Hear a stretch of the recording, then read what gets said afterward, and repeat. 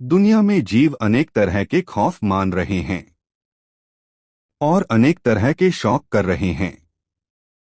लेकिन जिसके मन में सच्चे मालिक का खौफ और दर्शनों का शौक पैदा हुआ, वही सतगुरु से मिलकर एक दिन कुल मालिक के धाम में बासा पावेगा।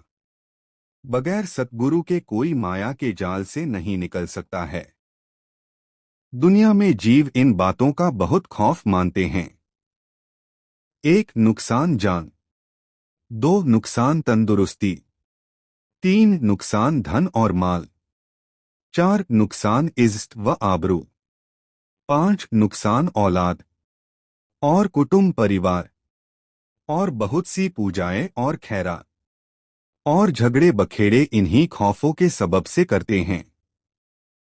शिवाय इन खौफों के कुटुंब और बिरादरी और हाकिम का भी खौफ मानते हैं और आपके सबसे बहुत से बुरे और नामुनासिब कामों से बचते हैं। बाजों के मन में खौफ मौत और नरकों का भी छोड़ा बहुत असर करता है और उसके सबब से वे थोड़ी बहुत करनी परमार्थ की वास्ते प्रप्ति स्वर्ग या बहिष्ट के, जैसा कि उनकी बिरादरी या क्रीम या देश में जारी है, करते हैं। इसी तरह लोगों के दिल में शौक भी अनेक तरह के पैदा होते हैं, जैसे हासिल करने कोई विद्या या हुनर या धन माल या औलाद या इज्जत व नामवरी और भोग बिलास का या देखने सैर व तमाशाया दरियाफ्त करने कैफियत और हकीकत किसी किस्म की रचना का, आसमानी होवे या ज़मीनी, किसी खास देश या खान में, या तहकीक करना हाल मुल्कों, समुद्रों, दरियाओं, झीलों और पहाड़ों का, वगैरह वगैरह।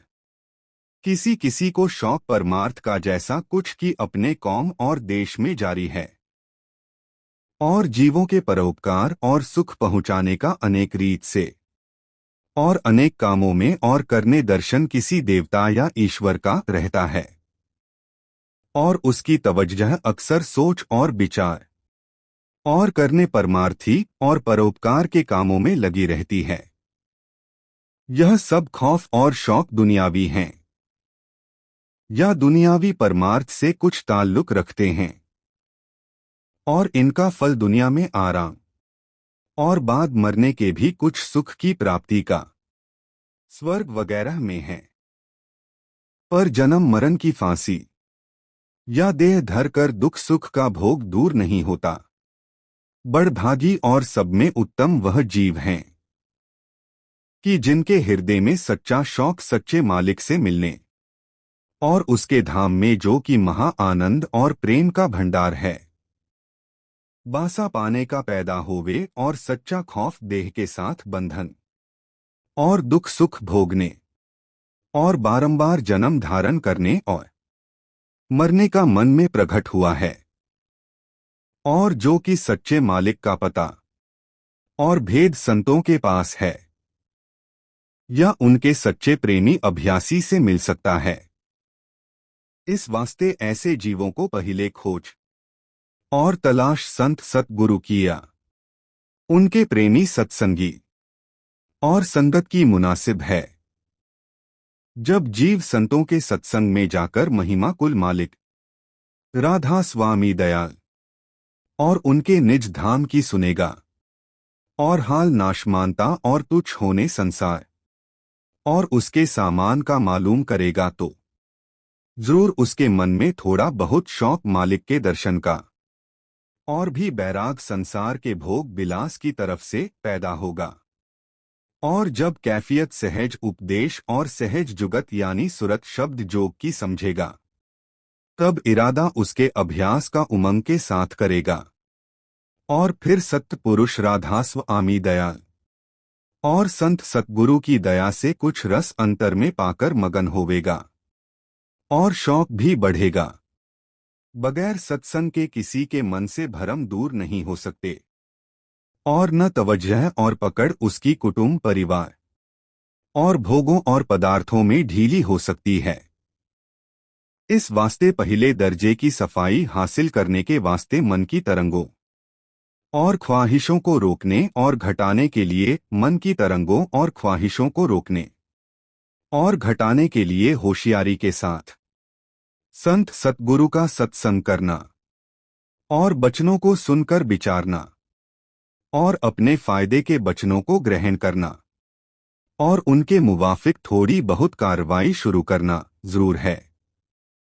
जब तक कोई ऊपर की लिखी हुई तरकीब से सत्संग नहीं करेगा और सच्चा शौक और इरादा हासिल करने सच्चे परमार्थ का उसके मन में पैदा न होगा, तब तक संतों के उपदेश का अभ्यास भी उससे दुरुस्ती के साथ नहीं बन पड़ेगा। यानी सुमिरन और ध्यान और भजन में उसका चित्त जैसा चाहिए नहीं लगेगा और रस भी नहीं आवेगा। इस वास्ते जो कोई सच्चा परमार्थ हासिल किया चाहे उसको संतों का सत्संग और अभ्यास सुरत शब्द मार्ग का थोड़ा बहुत शौक लेकर दुरुस्ती के साथ करना जरूर है। तब उसके मन की हालत बदलेगी और प्रेम का रंग चढ़ना शुरू होगा। फिर उसके मन में सच्चा खौफ सच्चे मालिक और संत सतगुरु की अप्रसन्नता का पैदा होगा और दुनियावी खौफ जिनका जिक्र दफा पहली व दूसरी व तीसरी में लिखा है, आहिस्ते आहिस्ते कम और दूर होते जावेंगे और सच्चे मालिक और संत सतगुरु के चरणों में प्रीत और प्रतीत बढ़ती जावेगी और उनकी मेहर और दया का भरोसा मजबूत होता जावेगा।